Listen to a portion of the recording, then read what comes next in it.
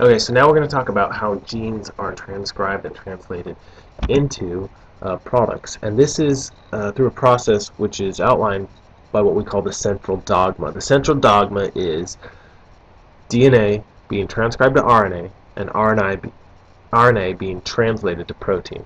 It was first described by Francis Crick, the same guy who did with Watson, was able to deduce the shape and chemical structure of DNA. So transcription is directed by DNA, meaning it's the DNA that tells it when to stop and when to start and how the different proteins interact and enzymes together. And it only uses one strand, the template strand. The other strand is not used in transcription. And remember we talked about the base pairs where we had adenine, guanine, cytosine, and thymine. Those are used in DNA, and then in the RNA you have uracil instead of thymine. Translation, then you take that messenger RNA and you use tRNAs and you take it to a ribosome, either in the cytoplasm or on the endoplasmic reticulum, and it requires a bunch of different types of RNA to make a bunch of amino acids, string them together, and make a functional protein. There are a bunch of different types of RNA. We have messenger RNA, and that is contains the message, contains the genetic code for the amino acids. Ribosomal RNA, which is part of the ribosome. Transfer RNA, which carries the amino acid to the ribosome. The rest are not. Those three are the ones we are specifically going to talk about, and the other ones we're going to mention here and there. So the genetic code, remember, was figured out how this all works by Francis Crick and Sidney Brenner. They determined that there are three blocks of bases, or DNA nucleotides, that correspond to an amino acid. And they did this by they would insert a base pair into a DNA molecule, and it would break everything apart, and then they would figure out what the new code for the amino acids was. And that's called a frame shift mutation. Marshall Nirenberg then identified a few others. The stop codons are U, UA, UGA, and UAG. Again, these stand for uracil, adenine, guanine, and cytosine, which isn't on any of these. The start codon is AUG, which also starts is the code for methionine. And then you have a bunch of amino acids, which are different variations of A, U, G, and C. The code is degenerate, meaning some amino acids are specified by more than one codon. So, for example, stop codons, you have three different ones, but they all mean the same thing. And the code is universal. All living things use these same amino acids to make different proteins. Okay, so here is the table of all the different amino acids that are universally used among all living organisms.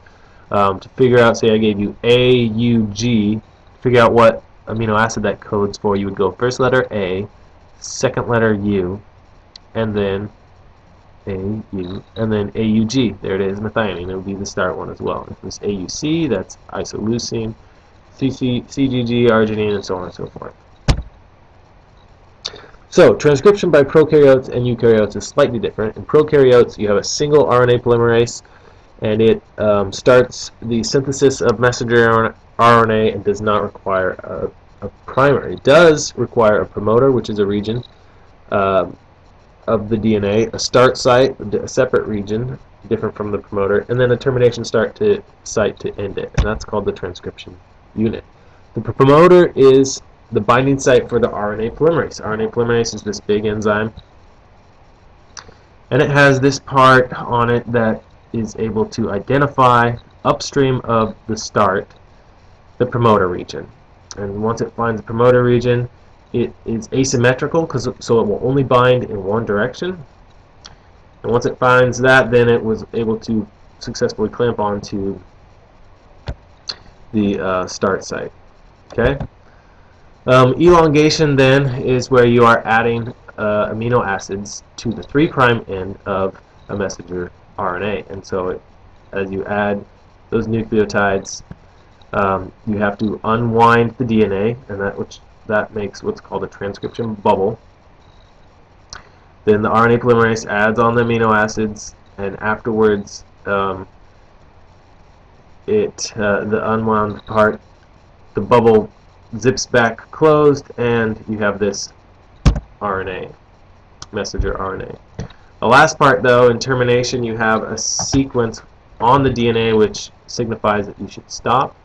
This causes the RNA polymerase to let go, the messenger RNA to form a hairpin loop, which then enables it to also be let go from the DNA. And then the DNA winds back up. Okay, and this loop is called a hairpin because it looks just like a bobby pin or a hairpin. And it's where the amino acids will bind to each other and prevents any further translation or transcription. Excuse me. Prokaryotic translation happens almost, and it's at the same time as transcription. It doesn't have, you don't have to wait for the messenger RNA to end before translation will start.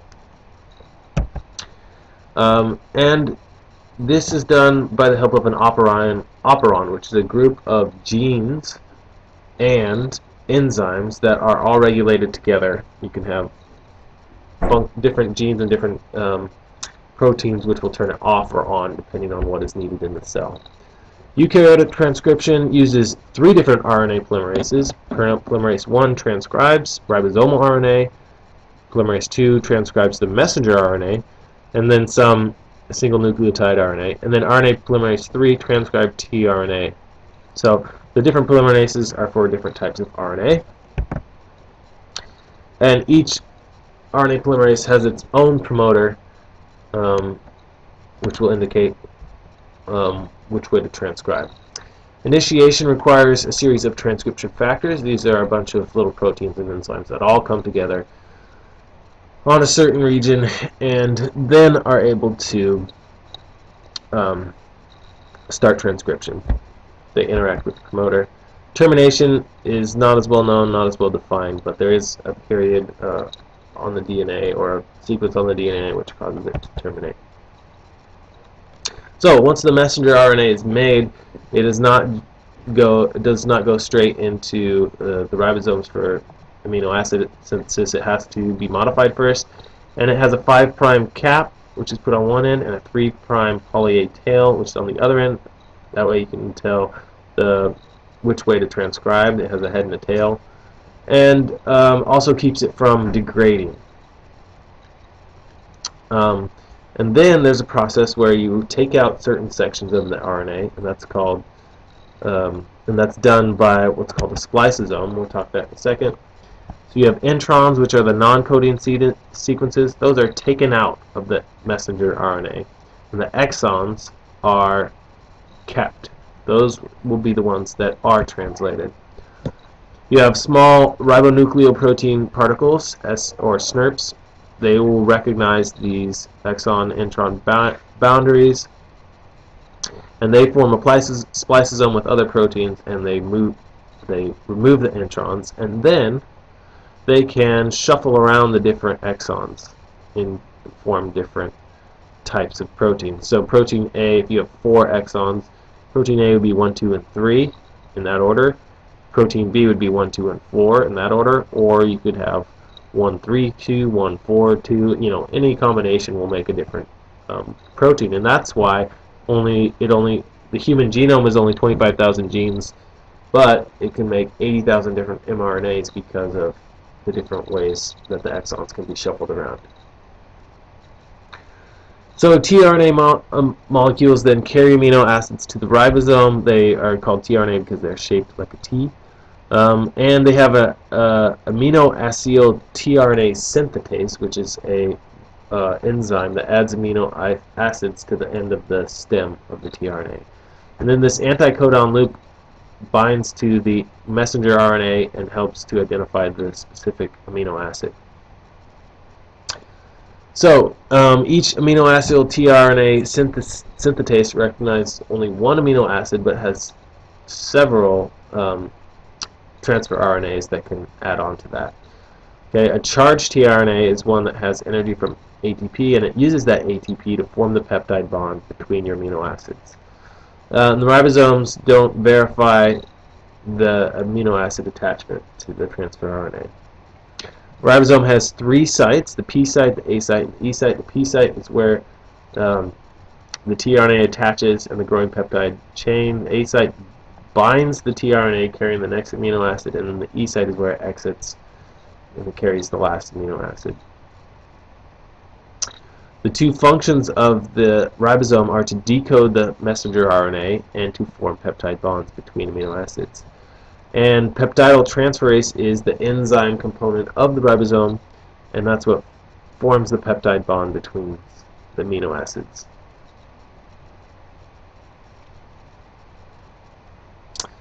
Okay, so translation in prokaryotes, again, is a little bit different than in eukaryotes. You have an initiation complex which includes N-formal methionine,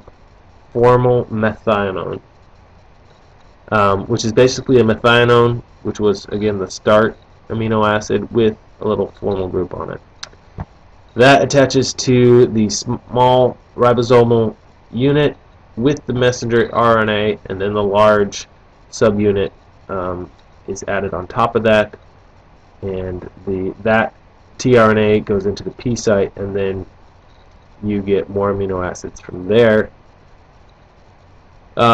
This similar process, except the initial amino acid in eukaryotes has methionine, and it's more complicated. Very simple, you just have the different parts kind of coming together in the prokaryotes. It's a little more complicated in eukaryotes.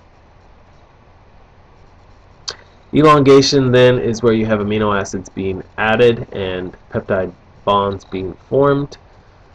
The second charged tRNA, which is then, has the ATP on it, binds to the empty A site, and then the 2 amino acids are formed between them, and then you continually, then that moves on to the E site, that moves over to the A site, and then it continues to go over and over. Sorry, that was E site and then P site, and then a new one comes into the A site. Uses GTP, which is basically another form of ATP, has energy. Uses that energy to continue to add amino acids. One thing to notice, though, there are fewer tRNAs than codons, and that's because this third, you have strict bonding in DNA and messenger RNA, but tRNA, the third codon, anticodon, which binds to the mRNA, doesn't have to be exact. So a G can bind to a C or to a U, and that's called the wobble position. And that's what allows multiple different codes to code for the same amino acid, and allows for fewer, you don't need as many tRNAs. So then termination is once you get to a stop codon, the ribosome releases the messenger RNA, and the ribosome disassociates and is able to then go on and make more later. So we have a few things that can happen when things go wrong, and that is called mutation. You can have genes which are actually mutated, so you have the wrong base pair going in there, and you can have a base substitution, so where one base is substituted for another. It's a silent mutation if it doesn't affect the amino acid. If it's a missense mutation if it changes the amino acid that is in there. And a nonsense mutation is a stop codon.